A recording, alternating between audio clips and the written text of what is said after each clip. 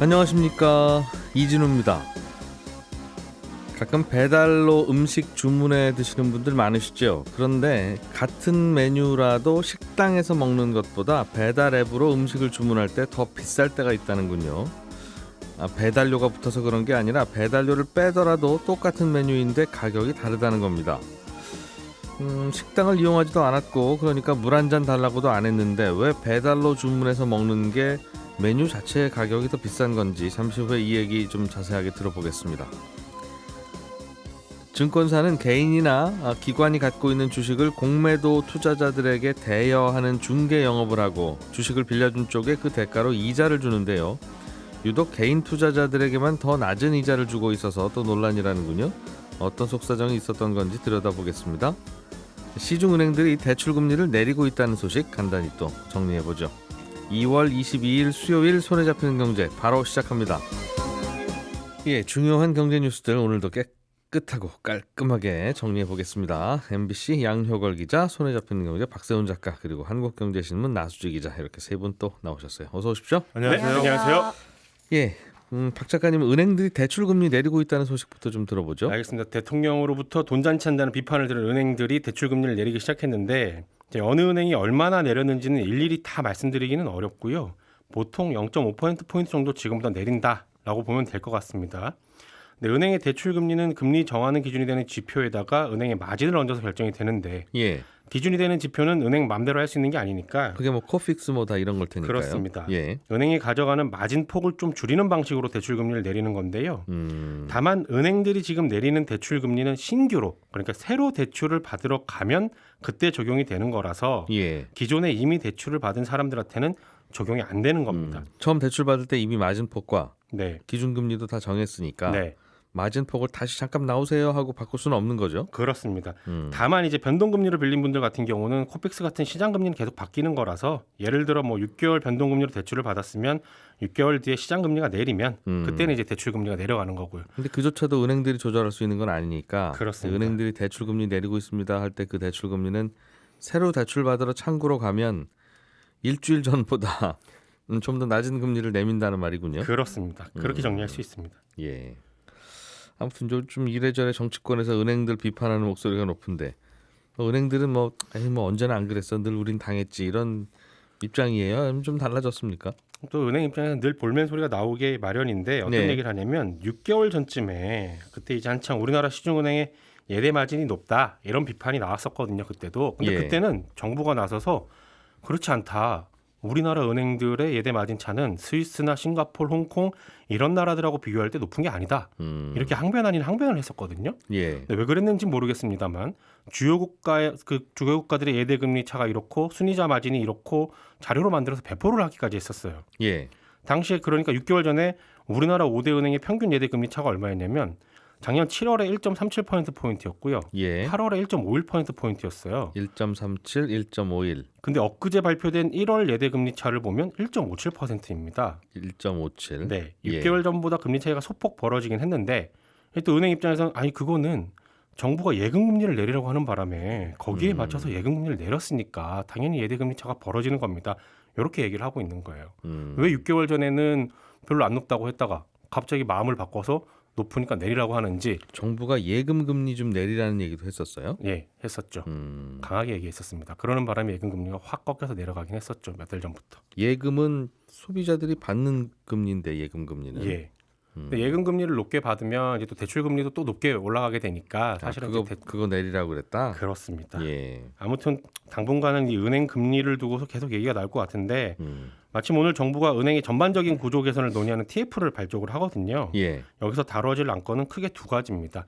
하나는 은행의 금리 경쟁을 어떻게 하면 더 활발하게 만들 것이냐, 요거일 거고, 다른 하나는 은행의 성과급 그리고 보수 체계를 어떻게 산정할 것이냐 하는 건데 뭐 어떻게 논의가 되고 결과가 나올지는 두고 봐야 알 일입니다. 금리와 성과급 보수 체계를 정부가 고민하기 시작하면 이제는 그냥 다 공무원으로 되긴 되는 건데. 그렇긴 한데 또 그런 성격이 있기도 하죠, 또 은행이. 그렇습니다. 정부가 라이센스 주고 하는 거니까 뭐 은행이 뭘 하는 거냐 도대체라고 물으면 또 반도체 만들고 그런 건 또 다른 거니까요. 그리고 하나만 더 말씀을 드리면 이게 은행들의 고민일 수도 있는데 우리나라가 예대금리차가 다른 나라들보다 많지만 그래도 좀 이익은 좀 큰 편이거든요. 근데 그 이유가 뭐냐면 대출이 많아서 그렇습니다. 대출 자산이 많아서 그런 건데 그러면 은행이 이익 폭을 좀 줄이려면 대출을 줄여야 되거든요. 네. 대출을 줄이는 방법은 두 가지입니다. 하나는 대출 금리를 높게 만드는 거. 그러면 이제 덜 받으러 오겠죠. 그럼 또 예대금리차 많아졌다고 혼나겠죠. 그게 지금 벌어지는 일입니다. 그 전 정부에서는 대출금리 좀 높여서 대출 좀 덜 받게 하라고 했었는데 지금은 대출금리 높다고 멀어가는 형국이고요. 예. 그게 아니라면 대출금리를 좀 낮게 형성을 하려면 대출 규모를 줄여야 되는데 대출 규모가 줄게 되면 선착순으로 받게 되거든요. 대출을. 예. 그럼 또 누구는 받고 누구는 못 받는 문제가 발생하기 때문에 이 대출금리 문제는 굉장히 민감할 수 있습니다. 은행들이 이 마진이 많이 남고 은행들 이익이 수조 원대로 나는 이유가 가만히 생각해 보면 대출해 준 다음에 떼이는 일이 별로 없어서 그런 건데 네. 또 그 이유는 코로나 때 뭐 상인들 대출 받은 거 뭐 불안하면 떼일 수도 있었습니다만 정부가 다 도와주고 네. 연장해주고 이제 그래서 그런 거 아니겠어요? 네. 그래서 참 이게 서로 맞물려 돌아가는 게 워낙 많아서. 자, 양효걸 기자님이 준비해 오신 소식 네. 들어보겠습니다. 똑같은 음식을 매장에서 시킬 때와 배달로 시켜 먹을 때 가격 차이가 난다는 거죠, 이게 꽤. 네, 대부분 별 설명이 없으면은 뭐 매장에서 파는 음식을 같은 가격으로 배달만 해서 먹는 거 아니야 이렇게 생각하실 수가 있는데, 예. 게다가 배달비는 또 따로 받기 때문에 당연히 음식값은 같을 거라고 생각할 수가 있죠. 그런데 한국 소비자원이 조사를 좀 해봤습니다. 예. 많은 음식점들이 배달로 주문이 들어오면 더 비싼 가격에 팔고 있었거든요. 예를 들어서 서울의 한 토스트 가게는 매장에서 가장 저렴한 메뉴 가격이 4,900원인데 네. 배달 앱에서는 똑같은 메뉴가 20%까지 더 비쌌습니다. 그러니까 소비자원이 쭉 이제 서울 시내 음식점 34곳을 돌면서 메뉴 한 1,000개 정도를 조사를 했거든요. 근데 그랬더니 이 메뉴의 한 60% 가까이가 가격이 달랐습니다. 그래서 매장 평균 가격에 비해서는 배달이 한 10% 정도 평균 비싼 걸로 비싸다. 나왔습니다. 그래서 네. 그 식당 들어가서 여기 설렁탕 하나 주세요 하면 뭐 10,000원인데 네. 그 집에 배달 앱을 열고 설렁탕 하나 담으려고 하니까 12,000원? 네. 거기에 그렇게. 배달료 3,000원? 네. 이렇게 받는다는 거죠. 맞습니다. 글쎄요, 뭐 가격은 다르게 받을 수 있을 것 같은데 가게 입장에서는 왜 그런답니까? 일단 소상공인들이나 이제 음식점도 할 말은 있습니다. 음식을 배달시켜 먹는 소비자 입장에서는 좀 뭔가 속는 느낌이 들 수도 있지만 예. 이게 어떻게 보면 배달 플랫폼의 중개 수수료 그리고 광고비 이런 추가적인 비용 부담이 있다는 거거든요. 예. 이런 부담 때문에 배달 앱에 있는 가격과 매장 내 가격을 똑같이 하기는 좀 어렵다는 겁니다. 실제 이제 빅3라 불리는 이제 민간 배달 앱을 이용하는 세계 소상공인한테 물어봤는데 예. 민간 배달 앱이 중개 수수료를 올렸을 때 어떻게 해결을 하냐 했을 때 소상공인들 절반 가까이가 음식 가격을 올린다 이렇게 대답을 했습니다. 그다음에 광고비를 올렸을 때는 한 45% 정도가 음식 가격을 올렸고요.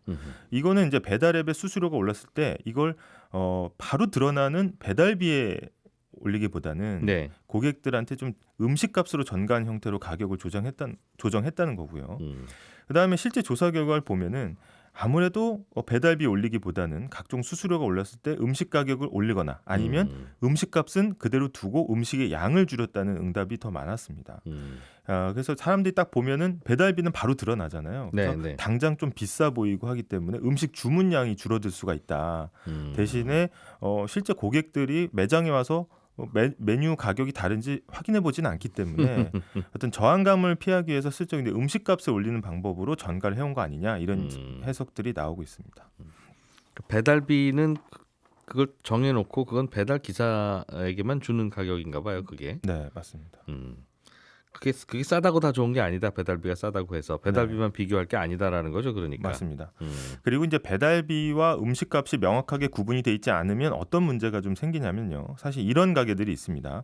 일정량 이상 주문을 하면 좀 선심 쓰듯이 배달비 면제 이렇게 해주는 가게들도 있거든요. 예. 이 경우에도 만약 배달비에 들어갈 비용을 미리 슬쩍 음식값에 전가를 했다고 하면 배달비는 안 내서 싸게 시켜 먹은 것 같지만 이미 그 비용이 모두 음식값에 포함돼 있을 수 있다는 겁니다.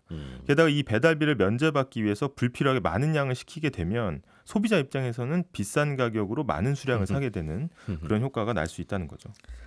식당 입장에서는 그러니까 배달시켜 먹는 분은 좀 비싸더라도 배달시키더라. 네, 좀 돈 좀 있으시니까 배달비 부담하면서 배달도 시키시는 거지. 맞습니다. 그러니까 똑같은 거 부자들에게 좀 더 받고 네, 좀 어려운 분들한테 덜 받고 네, 그게 가격 차별 아닙니까? 맞습니다. 극장이 똑같은 영화 틀어주면서 조조 할인하는데 왜 거기는 똑같은 영화 틀면서 여기는 싸고 여기는 비싸다고 말 안 하냐? 그럼 그 네. 얘기일 수도 있겠네요. 맞습니다. 그래서 물건을 사는 경로에 따라서 제품 가격 다르게 받는 거는 뭐 금지돼 있거나 이런 것도 아니고요. 예를 들어서 이제 아까 말씀하신 대로 이제 가격 차별이라고 볼 수가 있는데 예. 대형마트에서 할인 쿠폰 나눠주는 것과 동일한 구조인 겁니다. 그래서 쿠폰을 들고 오거나 스마트폰에 넣어서 오면 뭐 10% 할인을 해준다고 예를 들면 어떤 사람은 어떻게 해서든 쿠폰 챙겨서 가지고 오고 뭐 반대로 만사 귀찮은 사람은 그냥 적혀 있는 가격으로 10%더 내버리지 뭐 이렇게 하는 그런 부분인데 예. 소비자의 지불 용의를 최대한 이제 뽑는 방식인 거죠. 그래서 예를 들어서 9,000원보다 비싸면 절대 안 사 먹는 사람의 경우에는 10,000원으로 단일 가격을 매겼을 경우에 안 사 먹겠죠. 네. 근데 뭐 10% 할인 쿠폰을 활용하면 9,000원 9,000원 하나 이네. 더 팔 수 있는 겁니다. 네, 그래서 어떻게 보면 배달 앱도 직접 가서 사 먹기 귀찮은 사람들은 이런 배달 서비스나 음식에 더 지불 용의가 있다고 보고 가격 차별을 하는 거고요. 예. 이거는 뭐 이윤을 최대한 확보하기 위해서 기업의 정책으로 볼 여지가 있습니다. 근데 가장 큰 문제는 이런 가격이 다르다는 걸 알고 소비하는 거하고 그다음에 네. 아예 자신도 모르는 상태에서 가격 차별이 이루어지는 거하고는 다르다고 볼 수가 있겠습니다. 가격 다르다.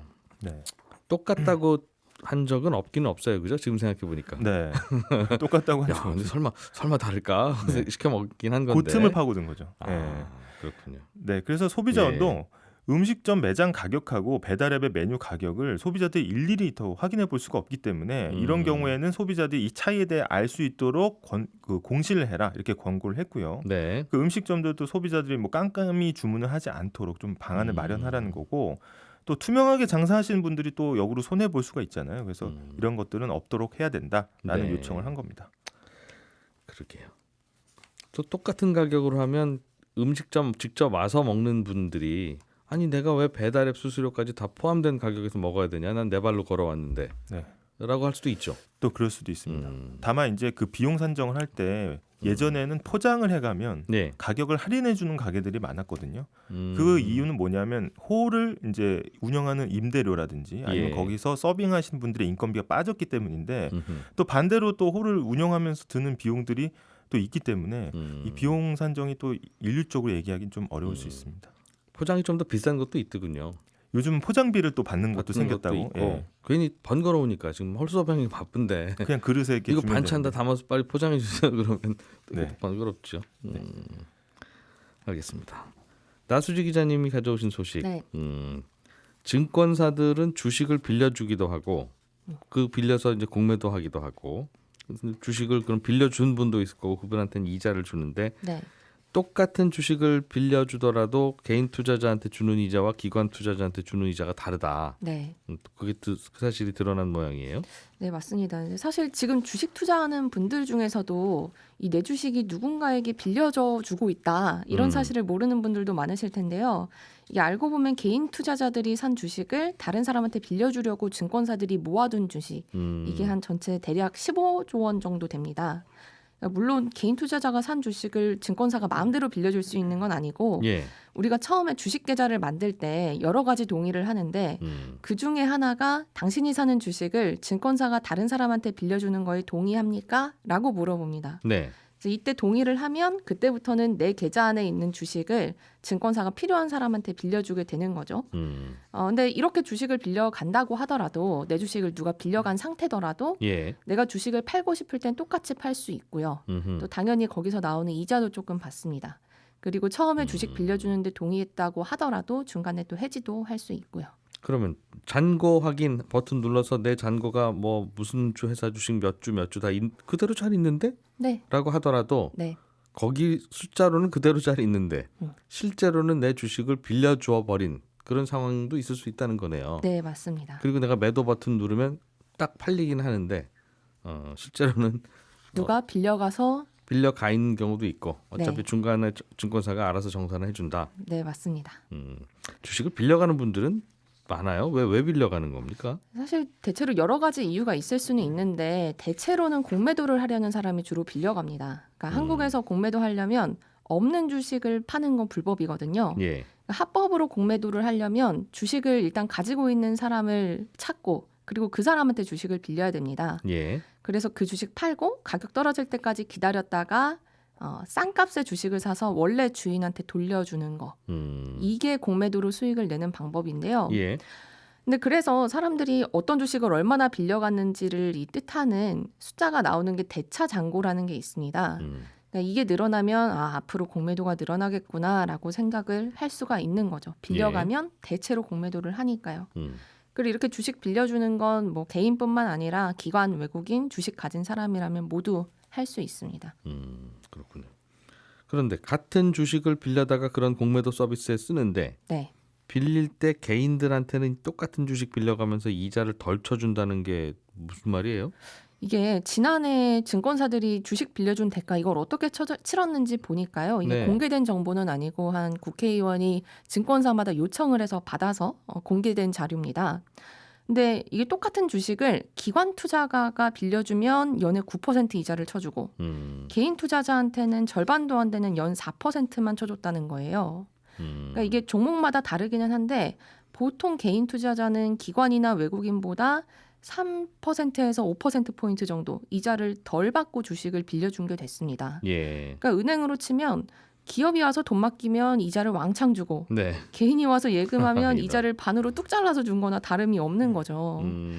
근데 이런 일이 유독 증권사에서 주식을 빌려줄 때 일어나는 거는 예. 개인 투자자들이 예금 금리는 0.1%포인트만 차이가 나도 조금 더 이자 많이 얹어주는 곳에서 예금을 들지만 네. 이렇게 주식 빌려주고 받는 이자는 있다는 사실도 잘 모르거나 또 둔감하기 때문입니다. 마음에 안 들어도 그러려면 증권사 계좌를 다른 곳으로 옮겨야 되는데 네, 그럼 갖고 있는 주식도 다 옮겨야 되고 맞습니다. 사고 팔고 하는 거래 시스템에 또 익숙해져야 되고. 네, 상당히 번거롭죠. 그리고 사실 주식 투자자 입장에서 이익은 어차피 주식 시세 차익으로 얻는 거고 네. 이 주식 빌려주고 받는 이자는 아주 작은 보너스 같은 거여서 그렇게 중요하게 생각하지도 않고 또 애초에 그 주식을 빌려주고 받을 수 있는 이자는 종목마다 시기마다도 굉장히 다릅니다. 그래서 이거를 무자르듯이 어느 증권사는 많이 주는지 어느 증권사는 적게 주는지 비교할 수도 없습니다. 그러니까 증권사가 굳이 개인 투자자한테 이자를 더 얹어줄 유인이 없는 거죠. 예. 그러다 보니까 좀 사정에 밝은 기관이나 외국인한테는 좀 더 높은 금리를 주고 좀 개인한테는 야박한 금리를 적용하고 있는 그런 상황인 그렇다. 겁니다. 이거 아까 배달앱 이야기하고 거의 비슷하네요. 배달 네, 받는 맞습니다. 손님에게는 더 비싸게 받고 똑같은 건데. 네. 음. 사실 비슷한 구조인데 이 가격을 차별하는 게 불법이 아닌 것처럼 개인과 기관 외국인이 이런 시장에서 똑같은 대접을 받는 건 어떻게 보면 어렵거나 얘기가 안 되는 걸 수도 있거든요. 그러게요. 또 듣다 보니까 이거 불공평하잖아 하는 생각도 들고 또 생각해 보면 개인들은 적은데 주식이 양이 적은데 또 기관 투자자들은 또 많이 한꺼번에 많이 들고 있으니까 그럴 수도 있고. 네, 그러니까 개인 투자자들이 빌려주는 주식은 이 증권사 입장에서 보면 처음부터 모아놓은 거잖아요. 그래서 예. 필요하면 언제든지 누군가한테 빌려줄 수 있는 일종의 우물처럼 이 주식은 모여 있는 겁니다. 예. 그런데 여기서도 주식이 부족하다. 부족하면 라고 하면 이 주식 가지고 있을 기관이나 외국인한테 이거 좀 빌려줄 수 있어? 라고 급히 빌려와야 되거든요. 아쉬운 소리 해야 된다는 거군요. 네, 그러니까 외국인이나 기관한테 조금 더 비싼 이자를 줘야 하는 측면도 분명히 있습니다. 네, 그럼에도 이게 조금 이상한 것 같다라고 하는 논리는 앞서서 말씀드린 그 배달앱이랑 상황이 굉장히 비슷한데요. 네. 지금 주식시장, 대차 시장이 깜깜이라서 개인들이 상대적으로 손해를 보고 있는 것도 사실이라는 겁니다. 그러니까 가격이 제대로 책정되려면 사람들이 최대한 정보를 많이 알고 있어야 되는데 예. 지금은 배달 시켜 먹는 사람이나 가서 주문해서 먹는 사람이 서로 가격이 다르는 걸 모르고 있는 것처럼 이 시장도 마치 가격표가 없는 깜깜이 시장이어서 예. 이 손님에 따라 주인이 맘대로 돈 받는 거는 다름없는 시장이다. 더군다나 이 금융기관 같은 경우에는 법상으로 이 신의성실 의무라는 게 있습니다. 그러니까 예. 이게 너무 복잡하다 보니까 이 특별한 이유 없이 증권사나 금융기관들이 고객들한테 부당하게 불이익을 줘서는 안 된다라는 의무도 있는 거거든요. 차별하거나 불이익을 줘서는 안 된다라는 예. 의무도 있어서 이런 것들이 조금 더 문제가 되고 있는 그런 상황이고요. 그러게요. 네. 그래서 해외 같은 경우를 보면 사실은 우리나라는 증권사가 주로 중간에서 주식을 중개하는 빌려주고 또 받고 하지만 이 해외 같은 경우는 주식을 빌려주는 외부 플랫폼들이 많아서 비교적 그 주식을 빌려주고 받는 이자 정보를 투명하게 알 수 있는 편입니다. 그러니까 A증권사에 난 거래하고 있지만 내 주식 빌려줄 때는 어디 다른 곳으로 보내서 할 수도 있게 그렇게 하는 모양이에요. 네, 어떻게 하는 건지 몰라도. 네, 그러니까 이 밖에서 증권사 대신에 주식을 받고 또 빌려주는 그런 플랫폼이 있는 거죠. 네. 그래서 국내에서는 당장 이런 민간 플랫폼이 나오기는 어렵겠지만 이제 적어도 이게 가격표는 좀 알 수 있게 하자라는 쪽에 힘이 그것도 있다. 실리는 상황입니다. 참 생각해 보면 가격이 차별받는 게 꽤 많아요. 네. 예를 들면 똑같이 은행 가더라도 서민금융 무슨 대상이 되면 정부가 보조를 해주든 안 해주든 어쨌든 더 싼 이자를 드리고 서민 아닌 일반인들은 비싼 이자 내는데 그럴 때는 또 왜 일반인들한테 더 비싼 이자 물립니까?라고 하면 또 그것도 그렇고 이쪽 저쪽 좀 그런 게 있긴 있는데 또 자연스러운 시장의 가격이다 또 뭐 그런. 네, 그리고 설명이기도 자연스럽게 하군요. 시장에서 가격이 형성되려면 정보를 많이 알고 있어야 된다. 짧게 하나만 더 보죠. 박 작가님 유럽의 천연가스 가격이 많이 떨어졌나 봐요. 단위 가격당 50유로, 그러니까 7만 원 정도로 떨어졌는데 예. 한창 비쌀 때가 단위 가격당 340유로 가까이 갔거든요. 그러니까 47만 원 정도 하는 돈이에요. 예. 엄청 올랐다가 이제 좀 떨어지고 있는데 그래도 이제 예전에 진짜 한창 좀 쌀 때 그냥 보통 때 같은 경우가 한 4만 원 정도였으니까 예. 여전히 좀 높은 편이긴 합니다만 그때랑 비교하면 그래도 이제 꾸준히 떨어지고 있다라는 건 뭐 굉장히 기쁜 소식이 있죠. 천연가스 가격이 이렇게 내려가게 되면 유럽 경제는 아무래도 좋거든요. 그리고 유럽 그렇겠죠. 경제가 잘 돌아가면 그게 또 돌고 돌아서 우리나라 경제에도 좋은 일이기 때문에 간만에 좀 기분 좋은 소식 들고 와봤습니다. 원래 4만 원짜리였는데 한참 많이 오를 때는 뭐 수십만 원도 갔다가 네, 한 7만 원 한다. 그렇습니다. 예, 저희는 내일 아침 8시 30분에 다시 찾아오겠고요. 저는 잠시 후 11시 5분에 박정호의 손에 잡히는 경제 플러스에서 인사드리겠습니다. 제가 게스트로 출연합니다. 내일 찾아뵙겠습니다. 고맙습니다.